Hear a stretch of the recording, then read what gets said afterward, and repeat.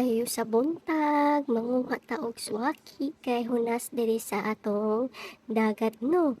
So, daghan pa gyud kaayong mga sikat-sikat nga makita ra gyud nimo. Kay naagi times nga manggawas gid ni silang mga sikat-sikat pa. Pero naapi times nga opposite jud pud nga wala gyud kay makit-an nga mga sikat-sikat basta dili pud ka taga dagat. Pero kani lucky kaayo mi kay daghan kaayo sikat-sikat nga nagtapok lang sa isa ka location. Sus, lingawa kaayo pati akong mga anak nagkuyog-kuyog gid pud taon panguha og mga sikat-sikat. As in malingaw man gud pud sila manguha. No? Kinsa may di malingawan ang nagatapok ra man na sila.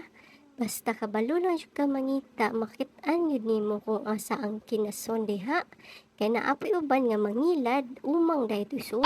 Na o, agad kay nahadlok, sa duol kay tuyom. Pero sige, kuwaon na to kay may nalang na pang sabaw.